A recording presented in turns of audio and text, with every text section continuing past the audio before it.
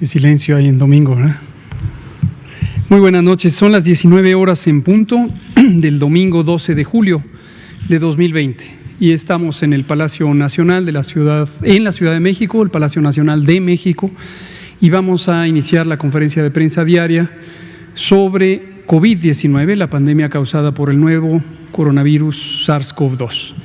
Hoy vamos a tener el informe técnico y, como ya iniciamos a lo largo de esta semana, vamos a presentar 3 estados más, la situación en 3 estados. Seguimos en esta misma formato, vamos a ir presentando por distintas regiones, distintos segmentos territoriales del país. Y recordamos que el mensaje que hemos estado transmitiendo, que nos interesa subrayar, es la importancia de corresponsabilidad. Esta palabra, esta perspectiva, esta visión es sumamente importante. Corresponsabilidad, es decir, todas y todos somos responsables. Por eso ayer dedicamos algunos minutos a destacar que esta visión de culpas, quién tiene la culpa, quién afectó las cosas, es poco productiva. Pareciera ser una visión limitada, un entendimiento muy precario de la realidad. Aquí hablamos de corresponsabilidad y ayer detallamos de manera amplia lo que implica tener un fenómeno natural de dimensiones como esta. Una epidemia de una enfermedad infecciosa es un fenómeno natural, tiene sus determinantes, ya los platicábamos ayer, en cómo vivimos los seres humanos. En México, no, en el mundo entero. Y la emergencia de las enfermedades infecciosas es un fenómeno común, es un fenómeno que ocurre repetidamente. No es la primera epidemia de enfermedad infecciosa, ni será la última. Este es un fenómeno que tendrá la humanidad de manera repetida. Sepan ustedes que se estima que 3/4 partes, es decir, 75% de las enfermedades infecciosas emergentes proceden del reino animal, por el fenómeno que platicábamos ayer, esta invasión de los ecosistemas silvestres y cómo acercamos la frontera de lo humano a lo natural. Pero más allá de ello, en forma práctica, consideramos que las personas que viven en México, usted que vive en un sitio concreto, que vive en un municipio, que vive en un poblado, le es útil saber lo que está ocurriendo en su territorio. Desde luego, en una conferencia de prensa que dura 1 hora, no nos daría tiempo de ir detallando todos y cada uno de los poblados o incluso entrar a detalle con todos y cada uno de los municipios. Los presentamos ya y los seguiremos presentando. Los municipios, cómo está su incidencia. La incidencia es la medida de la existencia de la enfermedad. Y las actitudes, los comportamientos que nos ayudan a disminuir el riesgo de esta epidemia para cada uno de nosotros, para nuestros familiares, para nuestros conocidos y también para las personas desconocidas que nos rodean, para todas y todos, tienen que ver con cambios de prácticas. Y hay unos muy sencillos que los repetiremos una y otra vez hasta que nos sean familiares a todas y todos. Un elemento importantísimo es la sana distancia. Le llamamos así la sana distancia desde marzo, cuando entramos con este proceso de la mitigación comunitaria, de la reducción de riesgos, porque con tan solo estar a 2 metros de distancia de las demás personas, reducimos importantemente la probabilidad de ser contagiados, si es que nosotros no tenemos la enfermedad, o de contagiar a otros, si es que vivimos temporalmente con el virus causante de COVID. 2 metros. Pensemos en una esfera, pensemos que vivimos en una esfera. Y mantengámonos, estamos platicando, estamos conviviendo con otras personas, pero mantengámonos a esa sana distancia. También el lavado continuo de manos es muy importante. Continuo quiere decir 2, 3, 5, 7, 10, 15 veces, tanto como sea posible. Donde haya agua y jabón, usémosla. No perdamos oportunidad de lavar nuestras manos durante 20 o 30 segundos, siguiendo cierto orden para estar seguros que quitamos la película de grasa que se va generando en lo que tradicionalmente le llamamos la mugre, y que es una serie de sustancias de polvo o grasa que proceden de nuestra propia piel, pero también de lo que vamos tocando. Y ahí se puede alojar el virus y puede ser un mecanismo de transmisión de una persona a la otra, porque si damos la mano, le transmitimos el virus, físicamente se queda en la superficie de la mano. ¿Y cómo llega a nosotros? Cuando nos tocamos ojos, nariz o boca. También el proteger el estornudo, esto es una medida que si la incorporamos todas y todos, nos ayuda también a no transmitir, a no contagiar. Proteger el estornudo quiere decir ya no usar las manos, como mucha gente todavía lo usa sin usar el brazo. ¿Por qué el brazo? Porque la mano es el elemento de contacto con otras personas, hay que evitar también de momento dar la mano, pero proteger el estornudo. Insisto, evitar dar la mano, evitar saludar de besos, abrazos, por el momento no, por el momento mantengámonos así, nada más así, hacemos gestos que nos permitan expresar nuestra simpatía, nuestro cariño, nuestra solidaridad a otras personas, pero no tengamos un contacto físico en este momento unos con otros.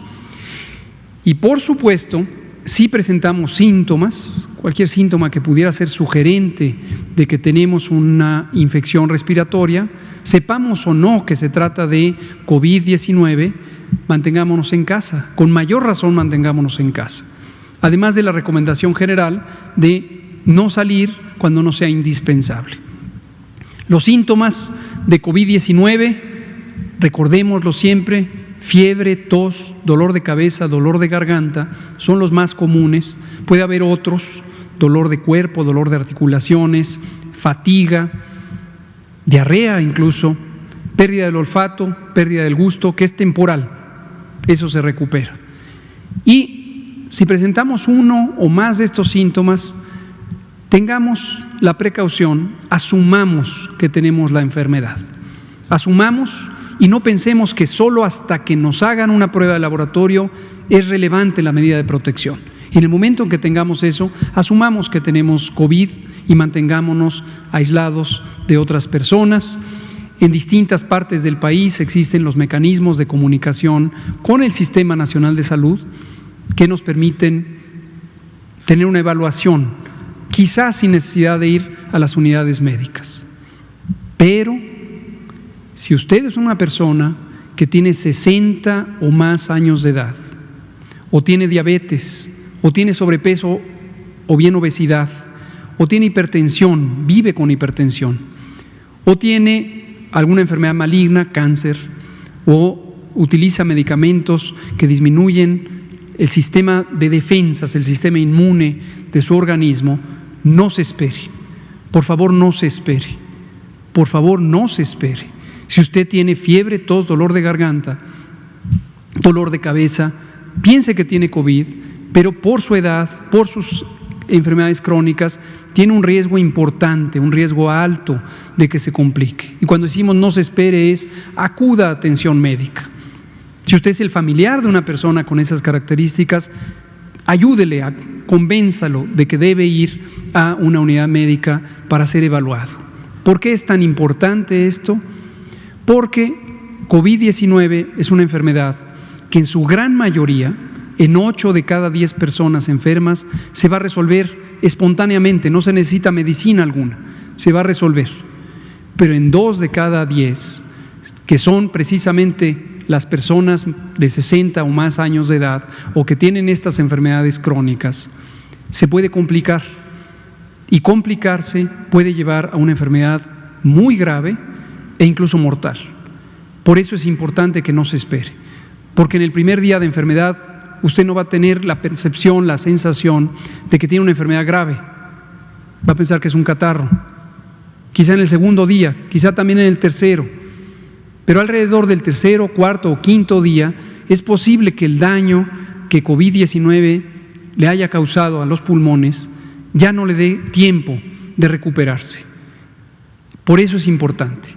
Las unidades médicas están disponibles para detectar tempranamente complicaciones y para dar los cuidados médicos que son necesarios, particularmente la oxigenación no invasiva, la hidratación y, desde luego, la propia evaluación médica.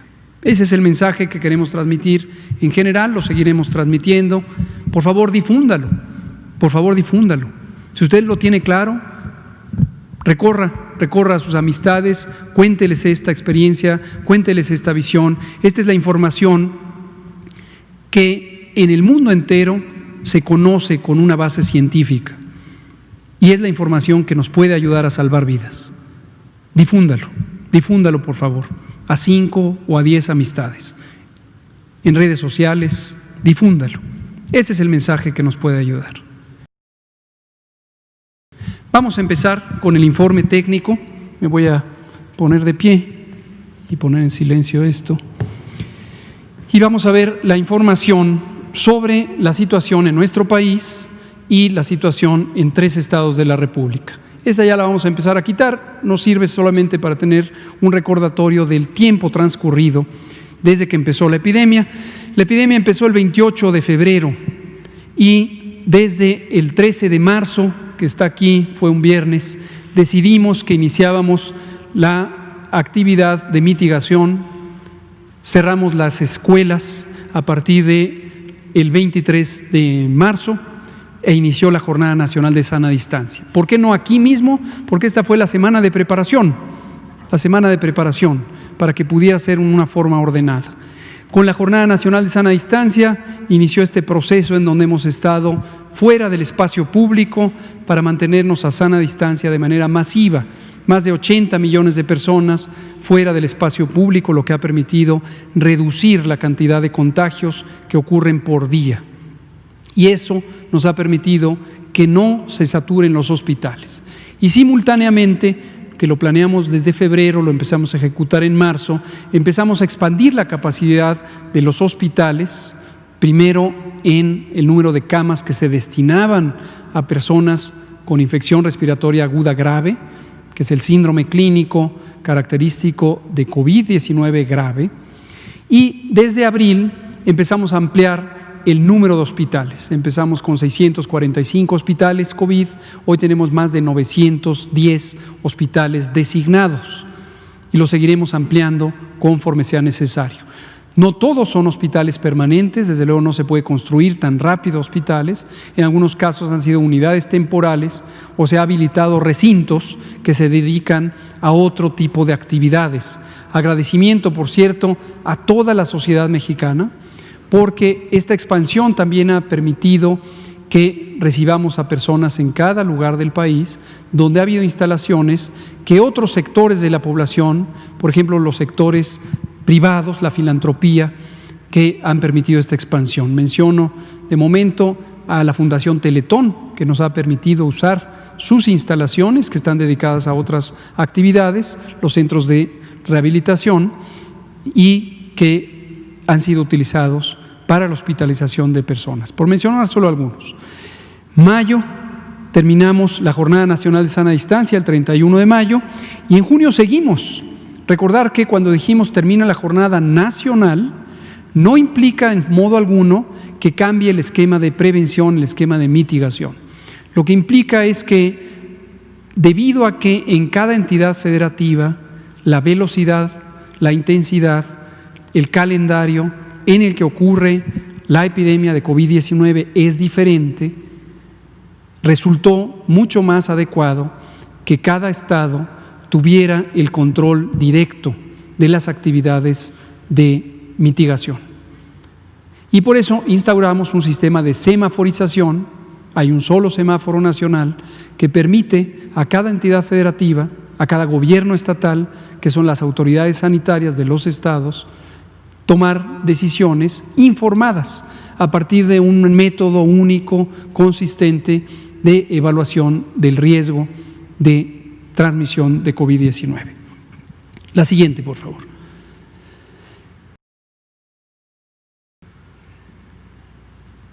Esta es una panorámica. Con este formato vamos a estar trabajando durante varios días. Lo digo para que se familiaricen con él. También recuerden que toda la información que tenemos es pública. Nos interesa mucho que nada quede sin informarse. Aquí hemos cambiado en varias ocasiones el formato de comunicación de acuerdo a las prioridades, de acuerdo a lo que nos pide la sociedad, de acuerdo a lo que la sociedad ha considerado más útil, y lo hemos ido cambiando, lo hemos ido adaptando. Pero en todo momento, cuando dejamos de presentar aquí algún dato o alguna gráfica o algún mapa, lo pasamos a el informe técnico, que se publica todos los días en tiempo real en el sitio de internet coronavirus.gov.mx. Y además, ahí encontrarán el acceso a medios de divulgación que son muy útiles porque pueden visualizar en mapas, en tablas, en gráficas, la situación de coronavirus, de la epidemia COVID-19 en distintos lugares del país, en todos los lugares del país, y la síntesis de los datos, y clasificarlo por edad, por género, por otras características. Agradecimiento al CONACYT, al Consejo Nacional de Ciencia y Tecnología, y en particular a su directora general, la doctora María Elena Álvarez Builla, que nos ha permitido tener toda esta información de una manera muy accesible a la población. Finalmente tenemos las bases de datos completas en datos públicos, datos abiertos. Esta es una práctica que no era común, es una práctica que en el campo de la salud pública por primera vez ocurre en México.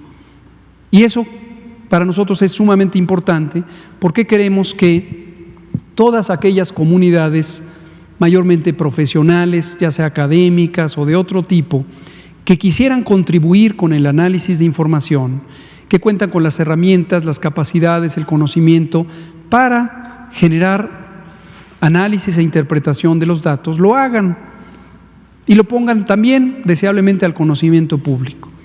Toda presentación del análisis nos enriquece a todos y a todas, y qué bueno que haya múltiples visiones de los datos. A veces estas presentaciones de datos o estos análisis no parecieran estar tan estructurados con el ánimo de informar, parecieran más como el ánimo de detallar algunos casos o algunas situaciones que generan alarma. Y esto lo que ha resultado a veces es en confusión. Pero no pasa nada, se aclara, a veces hay imprecisiones en cómo se interpreta los datos, pero aquí es el foro donde pueden preguntar, ha ocurrido en varias ocasiones, y se aclara cómo deben interpretarse los datos. Regresemos a esto, tenemos esta información. Los casos estimados, lo hemos comentado, lo recuerdo, son la suma de los casos confirmados, es decir, aquellas personas que tienen la enfermedad COVID y se les ha tomado una muestra para el diagnóstico por laboratorio y la prueba resultó positiva. Esa es una parte.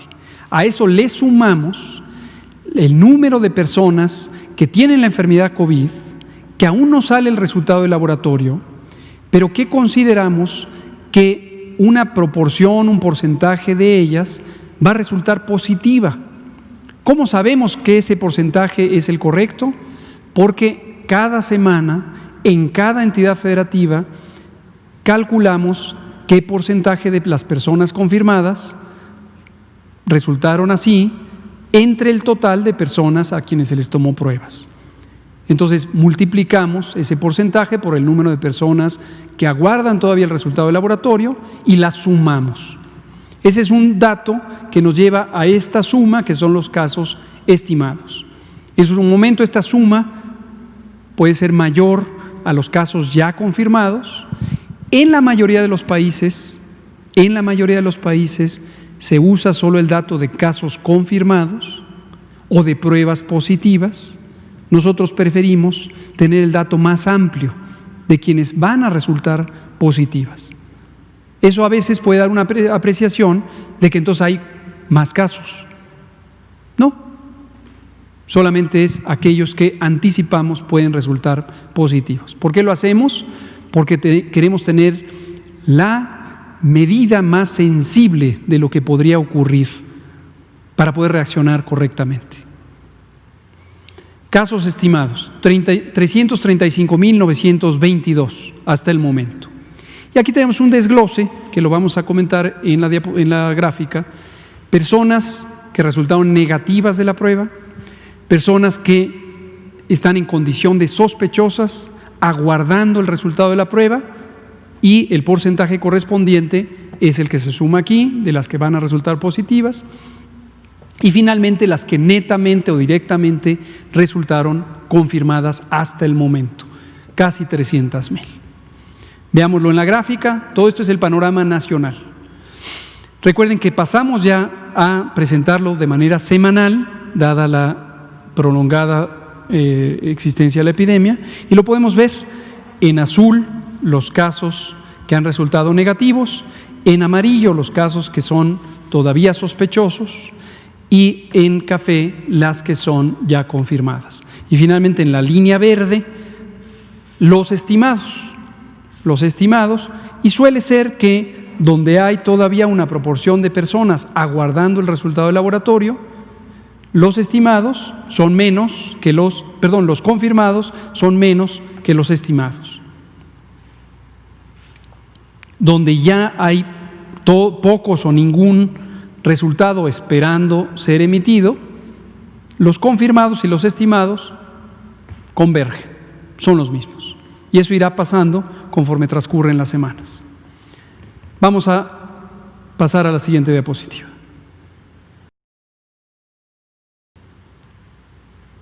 La otra imagen que nos interesa también destacar, llevamos toda la semana presentándolo, es quiénes son las personas que tienen enfermedad activa.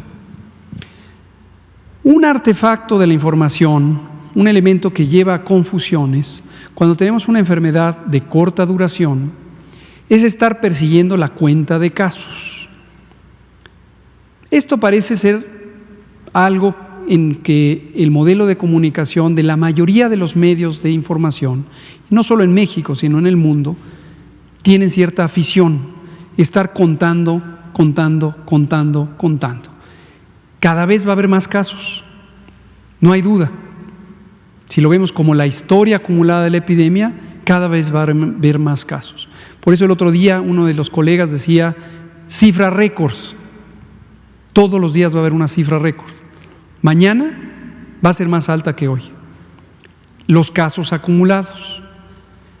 Pero en el significado epidemiológico, técnico, la suma de casos que alguna vez existieron tiene poca utilidad. ¿Por qué razón? Porque esta es una enfermedad de corta duración. En promedio 14 días para las personas que tienen enfermedad leve, que son 8 de cada 10, y de las personas que tienen enfermedad más grave pueden estar en promedio 21 días con enfermedad, algunas personas 2 meses hospitalizadas. Ya no por el problema directo del virus, sino por las consecuencias del daño que causó el virus. Pero ciertamente, una vez que pasa ese tiempo, la persona ya no es capaz de contagiar, porque el virus ha desaparecido del organismo. De estos 300,000 casos confirmados que tenemos en México, o la enorme cantidad de 15 millones que tenemos en el mundo, más de 3/4 partes ya no son personas con enfermedad. Se reintegraron a su vida normal, algunas desafortunadamente con importante daño, y les va a llevar semanas o incluso meses recuperarse si tuvieron enfermedad grave. Por supuesto, muy lamentablemente, una proporción de ellas murió. Pero quien está vivo, quien está viva, y su enfermedad pasó de 14 días, ya no es una persona que esté en un riesgo particular en sí misma, ni que contribuya a los contagios. Por eso la cifra técnicamente útil es la cantidad de casos activos, y esta se actualiza diariamente. En México tenemos en este momento 48,822 personas que representan el 15% del total de los casos que han sido estimados desde el inicio. Pero son quienes en este momento están contribuyendo potencialmente a la transmisión, y son quienes deben estar resguardados, deben estar en casa, lejos de otras personas para no contagiarlas. Y además, este porcentaje nos ayuda a visualizar la velocidad de la epidemia. A nivel mundial, en este momento tenemos en promedio 22% de casos de los últimos 14 días. En México, en promedio, tenemos 15%, porque la velocidad de transmisión en México va reduciéndose progresivamente. Está más lenta la epidemia en México que en otros países. Y si lo vemos estado por estado, como lo veremos a continuación, veremos que algunos estados todavía tienen mayor velocidad de ocurrencia de la epidemia y otros ya, como es el caso de la Ciudad de México, están desacelerando o incluso reduciendo el tamaño de la epidemia. Veamos el panorama nacional. Aquí hay buenas noticias. Hoy domingo está empezando la semana 29. La semana epidemiológica 29, las semanas epidemiológicas empiezan los domingos. Es una convención general. Por lo tanto, agregamos con respecto a lo que hemos venido informando en la semana 27. ¿Por qué quitamos 2 semanas? Porque ese es el periodo en donde los datos no están todos actualizados y en todo el mundo, para prácticamente cualquier fenómeno de interés epidémico, las últimas 2 semanas siempre muestran una reducción y pueden dar una falsa impresión de que se está terminando el problema de salud. Sin embargo, más allá de 2 semanas, ya tenemos una noticia positiva y está aquí, vean ustedes, es este crecimiento mucho más lento, creo que es notorio, no hace falta explicarlo, notorio enlentecimiento de la epidemia.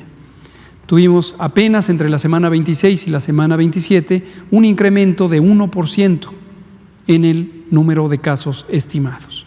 Los casos recuperados se van aumentando en la medida en que están 14 días después, en promedio, la gran mayoría, detrás de la ocurrencia de los casos, y la mortalidad o las muertes van reduciéndose para la última semana. La cifra que se muestra ahí es para la última semana, en 45%.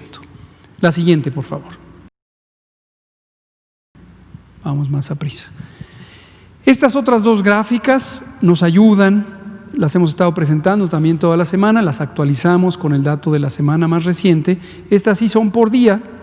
Cada uno de los puntos representa un día de ocurrencia de la enfermedad. Aquí lo que estamos viendo es casos estimados. Todo esto está trabajado sobre casos estimados, por eso lo expliqué qué significa. Y en la línea azul vemos la tendencia. Y aquí la tendencia lo que nos muestra es el porcentaje de cambio de un día para otro. Y aquí lo que vamos viendo es que cada vez es más lento. Y aquí concretamente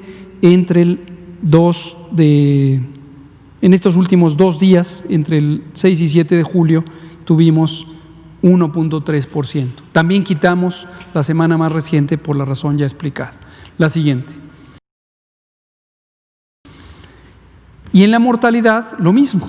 En este momento tenemos 1.4% respecto a un 30% de aumento en el número de casos. Y aquí retomo algo que también parece haber costado trabajo explicar. Algunas personas dicen, ¿cómo es posible que nos hablen de una epidemia más lenta si cada vez hay más casos? Claro, la epidemia sigue activa y la epidemia sigue en crecimiento, pero la velocidad a que va en crecimiento es cada vez más lenta. Pensé en una analogía. Si uno va en un transporte, en un auto, y se va acercando a una población, y uno va a cierta velocidad, 60 kilómetros por hora, es la trayectoria, la velocidad a la que uno se está acercando a la población. Y si uno empieza a reducir la velocidad, y ahora va a 50 kilómetros por hora, y a 40 kilómetros por hora, y a 30 kilómetros por hora, uno va desacelerando el vehículo, pero de todos modos uno se va acercando a la población. Entonces acercándose uno a esa población, aunque lo hace a una velocidad más lenta. Es análogo a esto. Aquí siguen ocurriendo nuevas personas infectadas porque hay contagios, pero la velocidad a que van ocurriendo esos contagios y se presentan esos casos, y desafortunadamente mueren personas, pero también a una velocidad más lenta. La siguiente. La ocupación hospitalaria, un elemento importantísimo. Recordar que uno de los objetivos fundamentales de las estrategias de prevención y control en fenómenos epidémicos como este, esto está descrito en los manuales técnicos de las pandemias de influenza desde los años 1995 se empezaron a escribir estos documentos a nivel mundial, el Plan Global de Respuesta ante una Pandemia de Influenza, que ha sido el mecanismo o el método estructurado. Consideraron desde el principio que uno de los objetivos fundamentales, y fue el que tenemos en México, es que no se saturen los hospitales, para que, si bien lamentamos muchísimo la mortalidad relacionada con la enfermedad, producida por el daño que causa la enfermedad, que desafortunadamente no se puede evitar, porque no hay tratamientos específicos, porque no hay vacunas, pero que este daño no lleve además muertes que ocurran porque no hubo la posibilidad de atender a las personas. Y por eso insistimos muchísimo, no se espere para que tengamos la mayor probabilidad de ayudarle si es que usted tiene más de 60 años, enfermedades crónicas y por lo tanto alto riesgo de complicarse. Veamos la ocupación hospitalaria. 45% de las 29.367 camas destinadas para la atención de personas con infección respiratoria aguda grave están ocupadas. Eso siempre lo vemos en la columna del extremo derecho de la gráfica. Y luego vemos detalles por entidad federativa y tenemos Tabasco con 82%, Nayarit con 79%, Nuevo León con 77%, Colima con 70%, Veracruz con 64% de ocupación. El resto están disponibles. Y aquí hay un pequeño dato, si se fijaron, habíamos estado con 16% en Tabasco y producto del trabajo que hemos estado haciendo desde el fin de semana anterior, tenemos 18%. Pequeño incremento, pero que nos permite aliviar la capacidad hospitalaria en Tabasco. El trabajo sigue y la meta es lograr expandir esto, que esté por encima del 30% de disponibilidad, que es la zona segura para el sistema de salud local, en el caso de Tabasco.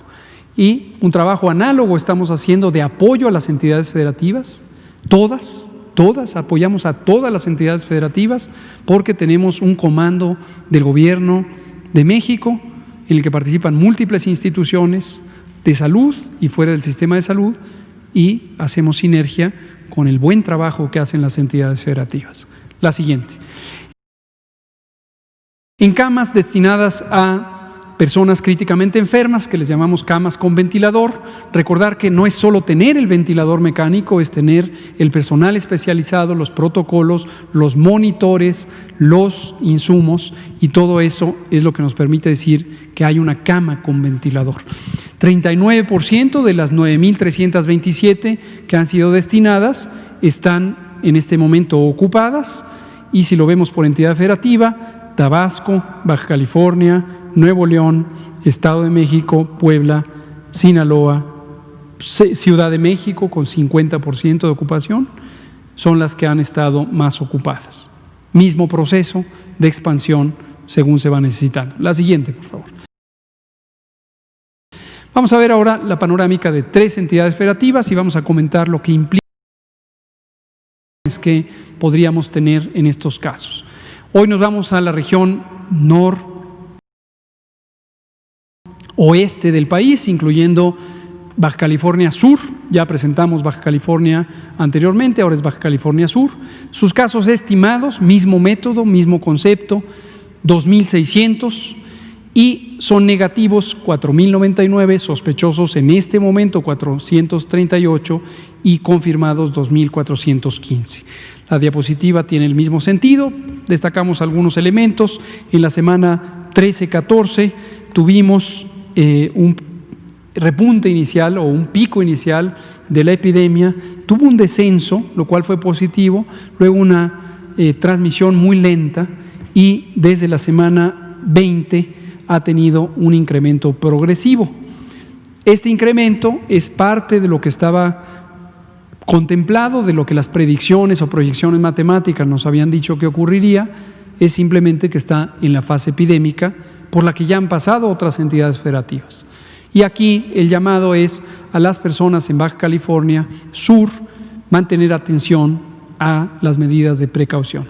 Baja California Sur es un estado turístico, una proporción importantísima de la economía de Baja California depende del turismo, y recordar que tuvimos desde hace más de 6 semanas, establecimos protocolos de seguridad turística y los protocolos nos han permitido que las empresas turísticas en todos los tipos de servicio puedan adaptar esos protocolos para sus hoteles, restaurantes, servicios de transporte, etcétera, etcétera. La siguiente. Tenemos 760 que representa 29%, contrástese con el 15% del promedio nacional. Entonces, Baja California definitivamente es una entidad que en este momento tiene un ascenso, Baja California Sur tiene en este momento una fase de ascenso de la epidemia, ¿no? Este porcentaje de reducción de la mortalidad, recuerden, bueno, en todos los casos, el número aquí es solo respecto a la última semana, que es representada entre el 26 y la 27, y esto siempre, cuando es un descenso tan grande, hay que estar expectantes porque podría ser un retraso en el procesamiento de la información. En general, en Baja California Sur tenemos un ejemplo de constancia. Mi reconocimiento y respeto al gobernador Carlos Mendoza Davis, que ha estado siempre muy atento, no solo como gobernador del estado de Baja California Sur, sino como presidente de la CONAGO, a el proceso de entendimiento entre los gobiernos estatales y la federación y la instrumentación de ciertos protocolos técnicos que son de vital importancia, en particular el de la industria turística. La siguiente. Veámoslo por municipios. Este estado tiene 5 municipios y en este momento el estado de Loreto muestra que en la semana 25 tuvo este incremento. Los otros también han estado incrementando y La Paz, que es la capital del estado, tiene en este momento el incremento más grande. Veámoslo en la diapositiva siguiente en una forma de gráfica de espaguetis. Y lo que vemos es Loreto con este crecimiento grande entre la semana 25 y 23 a 25 y luego descenso de 26 a 27. Y en rojo está La Paz, que había mantenido baja transmisión y en este momento está en ascenso. Entonces, atentos con esa situación. Éxito en lograr reducciones de la movilidad. Por eso dije que reconozco el excelente trabajo que ha hecho el gobernador de Baja California Sur, Carlos Mendoza, y ojo que en las semanas 26, 27 y probablemente en estas más recientes se pudiera estar yendo demasiado rápido a la movilidad en el espacio público. Entonces, cuidado, ahí hay que hacer un pequeño ajuste que podría llevar a recuperar el buen control que se ha tenido. La siguiente. Veamos ahora con esta variable que se llama RT o R en el tiempo, y es el número de contagios que cada persona contagiante puede hacer durante los 14 días que es infectante. Esta es una medida muy importante, se usa mucho en epidemiología matemática, en epidemiología de enfermedades infecciosas, y es importante que la conozcamos, todas y todos, no debe haber ningún misterio, es un elemento un poco técnico, pero creo que a todos nos puede hacer sentido verla. En 1, que está en esta línea verde, quiere decir que cada persona que infecta, cada persona que puede causar un contagio, contagia a una persona más. R de 1. Si yo contagio a alguien más, cuando yo me recupere, queda una persona, que a su vez puede contagiar a otra más. Si esa persona tiene una R de 1, va a contagiar a otra. R es el promedio de lo que ocurre en la población. Si cada quien que contagia a otra persona, entonces se mantiene la epidemia, constante, constante, constante. Si cada persona contagia a más de una, la epidemia crece. Si cada persona que contagia no alcanza a contagiar en promedio ni siquiera una, ¿cómo se logra eso? Algunos contagian a 2, algunos contagian a 1, pero muchos contagian a ninguno. Y entonces es menos de 1 y la epidemia baja hasta que se puede llegar a controlar. Durante esto, que es del 28 de mayo hasta el 26 de junio, en el estado de Baja California Sur, en promedio se mantuvo más de un contagio y menos de 2 contagios por persona durante su fase contagiante. Con estas variaciones, pero en este periodo, que es desde el 19 de junio hasta el 26 de junio, ya con una reducción importante, por eso hacemos el llamado a simplemente mantener ese buen control. Sin embargo, en La Paz, y por eso hicimos el énfasis municipal, en La Paz tuvimos una transmisión mucho mayor, llegamos a tener más de 2 contagios y en este momento, aunque bajó, pudiera estar repuntando. Ojo, La Paz, mantener el control. La siguiente, por favor. Pasemos a otra entidad federativa, Nayarit. En Nayarit tenemos 2.484 casos estimados, los números que se ven ahí de los negativos, sospechosos y confirmados, y lo que vemos es esta trayectoria también ascendente. No es algo que sorprenda, es parte del brote inicial que estaba esperándose ocurriera en Nayarit. La siguiente. Lo que podemos ver es que en este momento la epidemia crece para la última semana a 7%, estuvo creciendo a velocidades más grandes y tenemos 22% de los casos son casos recientes. La siguiente. Veámoslo ahora por su larga lista de municipios donde hay que poner énfasis, y aquí usted vea dónde vive para las personas nayaritas. Tenemos el municipio de Jalisco, escrito con X, que es el que está teniendo las mayores transmisiones. Aquí están estas. Recordad que los números que están aquí, para quien se fija en los números, que lo haga sabiendo que es el número de personas con enfermedad divididas entre la población, es la incidencia por 100,000 personas. 90 por 100,000 personas aquí tuvieron en este municipio de Jalisco o Xalisco. La siguiente. Y aquí lo vemos en la gráfica de espaguetis. Vamos a poner énfasis en algunas, no caben todas, sería desde luego una muy confusa sopa de espaguetis. Así se llama técnicamente, es gráfico de espaguetis o gráfico de líneas. Y vemos Tepic, que va en claro ascenso, la capital del estado. Generalmente las capitales son las zonas más pobladas que pueden tener esto. Santiago Ixcuintla y Xalisco. Bahía Banderas también, ojo, importante zona turística, va en ascenso a pesar de que en las 4 semanas ha estado en descenso. Que no vaya a repuntar es importante, protocolos de seguridad sanitaria en el turismo. La siguiente. Veamos sus RTs, sus contagios promedio. Estuvieron entre 1 y 2, como en la mayoría de los casos, más pegados al 1 que al 2. Creemos que es un buen comportamiento. En Tepic, ojo, en las semanas más recientes repuntó, hay que apretar un poquito más las medidas de seguridad sanitaria. La siguiente. Sinaloa. En Sinaloa tenemos 11.167 casos.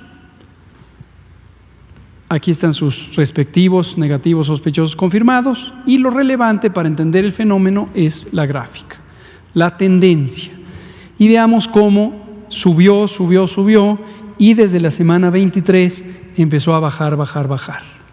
Buena noticia. Así como lo tuvimos en la Ciudad de México, en Sinaloa ya hay un descenso progresivo de la epidemia. Pero no confiarse porque al menos en la semana más reciente ya no sigue bajando, hay que estar expectantes y hay que lograr que esto siga bajando. Riesgo de repunte, como le hemos dicho, cuando empieza el desconfinamiento puede haber un riesgo de repunte. Reconocimiento al gobernador Quirino Ordaz, y a su secretario de Salud, el doctor Efrén Torres, que han estado también muy cuidadosos de que esto se haga en forma ordenada y que tenga esos resultados. La siguiente. Vemos aquí el detalle, nuevamente vemos, subió, bajó, claramente bajó, y tenemos ahorita esa especie de estancamiento, pero durante una semana, 26 a la 27, ahorita estamos en la semana 29, solo cuidar que siga bajando, no bajar la guardia en eso. Solo 9% de los casos estimados son recientes. Esto es un indicador también muy importante de éxito en el control epidémico. Vámonos a la siguiente. Y aquí vemos también por sus múltiples municipios cuáles son de mayor atención: Guasave, Salvador Alvarado, Escuinapa, Badiraguato, etcétera. La siguiente, veámoslo en el gráfico de espaguetis. Ahí Guasave subió, pero ya bajó. Mazatlán subió, es la amarilla, perdón, la naranja, subió, bajó. Ahome subió, bajó. Todos casi tienen esta tendencia de que subieron y desde la semana 23 empezaron a bajar. Entonces, consolidar ese éxito, y usted que vive en cualquiera de estos municipios, usted que vive en Sinaloa, contribuya en ese sentido. Regresamos al concepto de corresponsabilidad. No espere a que se lo diga el gobierno municipal o estatal o federal. Usted es parte de la solución, usted contribuya, corra la voz de cómo nos podemos mantener con estas medidas de precaución. La siguiente. Terminemos con Sinaloa y sus RTs.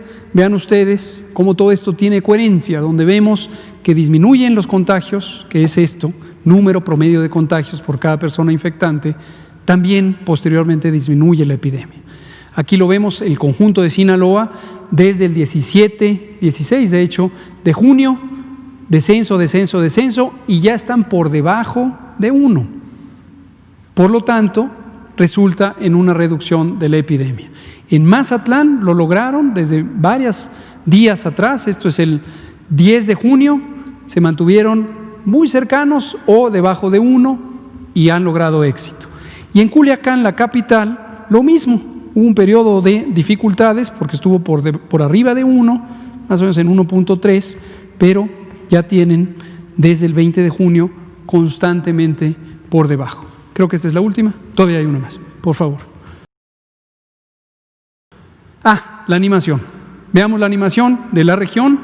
Sigan las semanas, aquí están, 19, 20, 21, 22, 23, 26, 27 y empezamos. 10, 12, 13, 14, 15, 16, 17, 18, 19, 20, 21, 22, 23, 24, 25, 26, 27.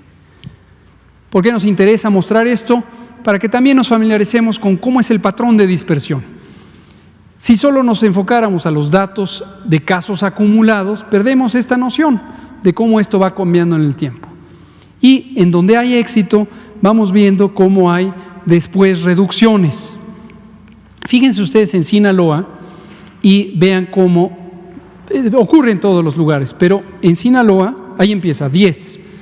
Vamos a enfocarnos en algunos de los municipios, que por ejemplo, no sé cuál es, pero sube, baja, sube mucho, luego baja su intensidad epidémica. Entonces esto va variando y esto depende. ¿Por qué lo decimos?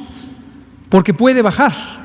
No es algo que sube y nunca se va a acabar. Y aquí vemos un ejemplo muy claro en Sinaloa de éxito, como también se ha tenido en la Ciudad de México y como también se va a ir presentando en el resto del país. Muchas gracias. Vamos a pasar a preguntas y respuestas. Vamos a empezar con usted. Nos seguimos con Juan, Fernanda, Arturo. Ya vamos distribuyendo. Gracias, doctor. No se escucha. Muy buenas noches, Paola Betancourt de Multimedios Televisión. El día de hoy, en su mensaje, el presidente Andrés Manuel López Obrador señaló que además del COVID está la pandemia del alarmismo por parte de lo que él llama la prensa conservadora y también que se ha emprendido una campaña en su contra y que pues lo atacan permanentemente a usted. En torno a esta declaración del presidente, yo quisiera preguntarle si el periodismo crítico es considerado como un opositor de esta administración y también cuando se habla de orquestar una campaña en su contra, ¿a quién señalaría y si en efecto usted se ha sentido atacado? Gracias por la pregunta. La crítica es bienvenida. Este gobierno, lo ha dicho el presidente de la República, si no diariamente, casi diariamente, en las conferencias matutinas.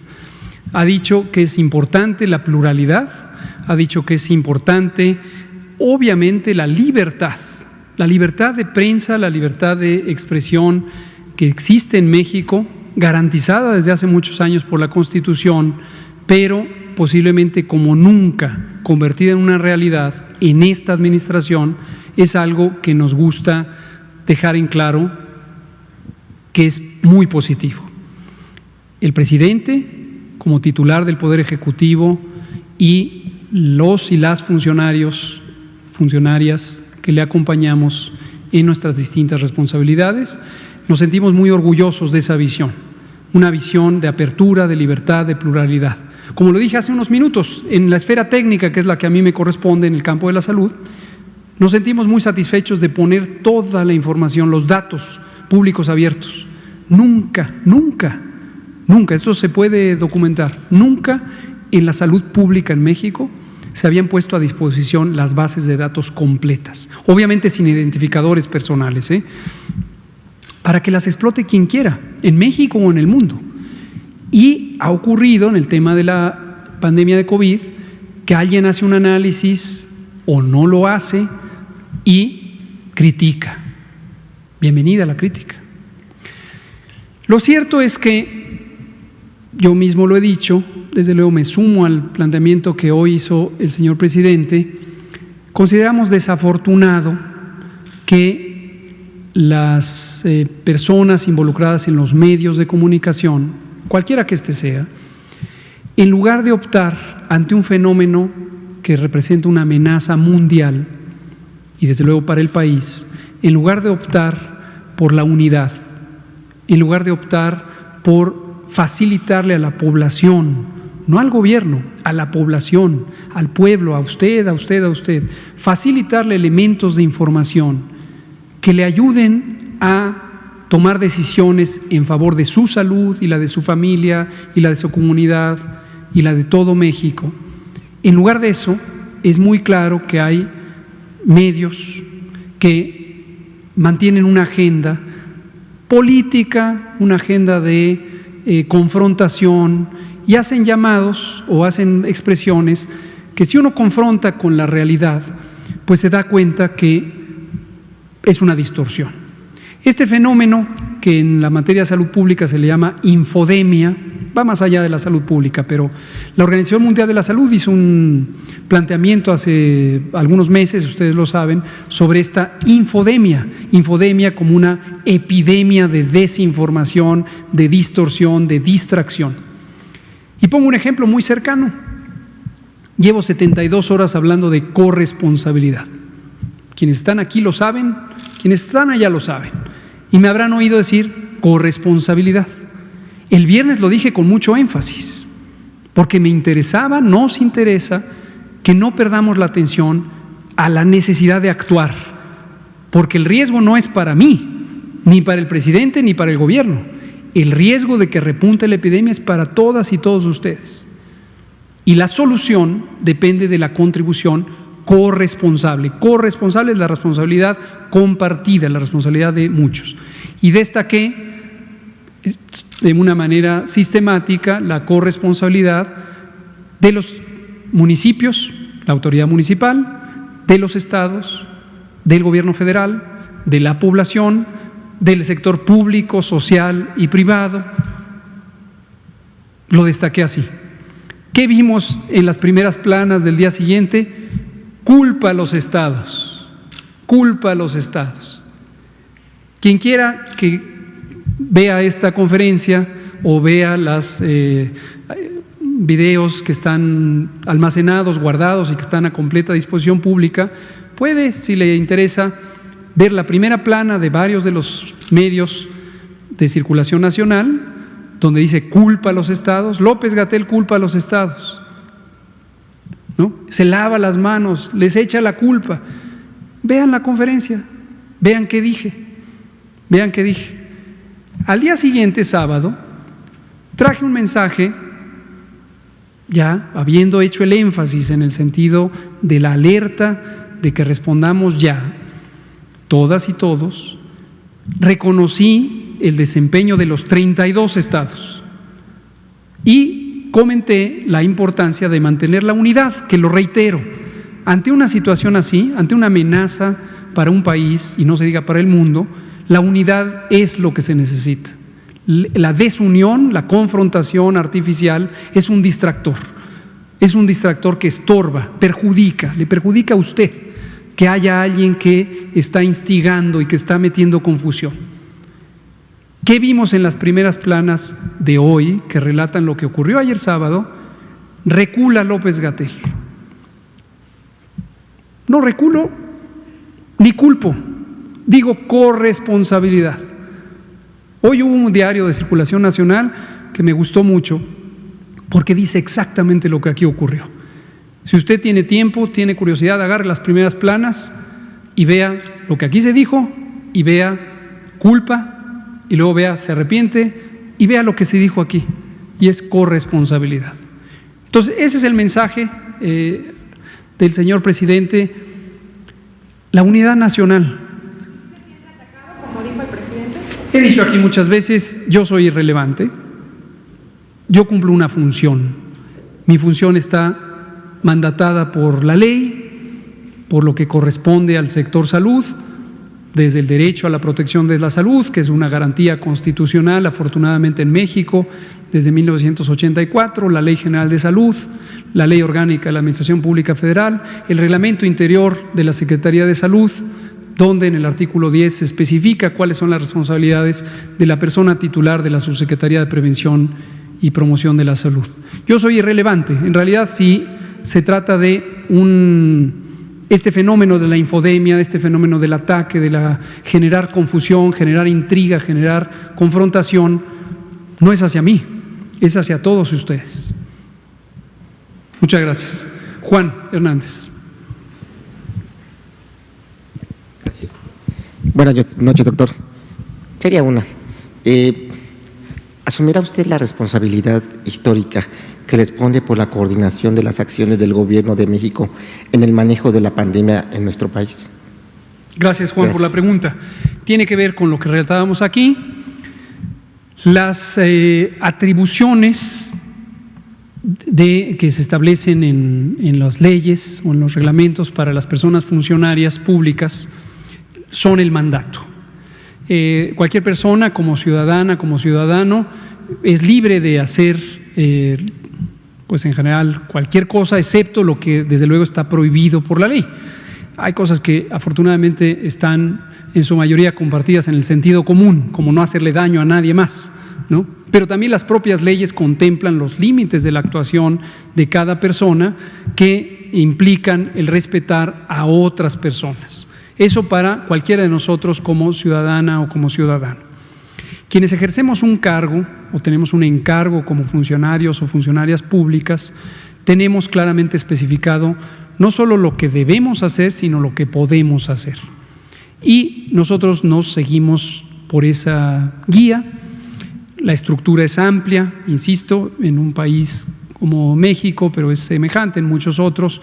Empieza por la ley suprema, que es la Constitución de la República, la Constitución de los Estados Unidos mexicanos. De ella se desprenden leyes reglamentarias, leyes generales que definen el marco de actuación de un campo temático, digamos, la salud, la Ley General de Salud. Está la de educación y la de cada uno de los sectores. Luego existen reglamentos que proceden de esa misma ley. El reglamento, la Ley General de Salud tiene múltiples reglamentos. en provisión de servicios de salud, en atención médica, en investigación, etcétera. Luego está la Ley Orgánica de la Administración Pública Federal, que ya nos dice exactamente qué dependencia del Poder Ejecutivo es la que se encarga de cada cosa, y al interior de cada dependencia hay un reglamento interior. Entonces, para nosotros es muy claro, la responsabilidad consiste en seguir cabalmente eso. Ahora, ¿qué está además siempre presente? La materia técnica. Y la materia técnica de responsabilidad de cada funcionaria y funcionario se basa en el progreso de la ciencia, el progreso de la técnica, las recomendaciones de pues las distintas comunidades científicas, la Organización Mundial de la Salud. Por ahí, por cierto, también me topo en este mismo tipo de diarios que confunden y que ponen a veces la expresión de que la Organización Mundial de la Salud regaña. También me llamó la atención en este fin de semana un par de periódicos de circulación nacional que hablaban de que nos regañaron. Me causa, digo, si no fuera tan trascendente y no le afectara a usted, me causaría gracia esa visión como un poco primaria de regañan o castigan o culpan, ¿no? Entonces no es así. Pero regresando a su pregunta y terminando porque nos queda ya nada de tiempo, desde luego el deber de los funcionarios y funcionarios públicos está claramente estipulado y todos lo hacemos todos los días con el mejor empeño, con la mejor dedicación, con amor a este país y a todas sus personas que viven en él, siguiendo escrupulosamente la ley, la técnica, la ciencia, y en ese sentido no dejaremos de hacerlo. Terminamos aquí, son las 20:01. Muchas gracias por su atención y nos vemos mañana lunes. Gracias. Empieza la semana epidemiológica 29. Gracias por preguntarlo. Como dijimos ayer, el semáforo vigente es el semáforo que está hasta el momento. Otro periódico de estos también decía que estamos sin brújula desde hace 48 horas. Avísenle a este periódico, no hay pérdida de ninguna brújula, así está estipulado. En tanto no haya cambio del semáforo, permanece el semáforo vigente. Permanece el semáforo vigente hasta que no haya cambio. Muchas gracias. Quédate en casa.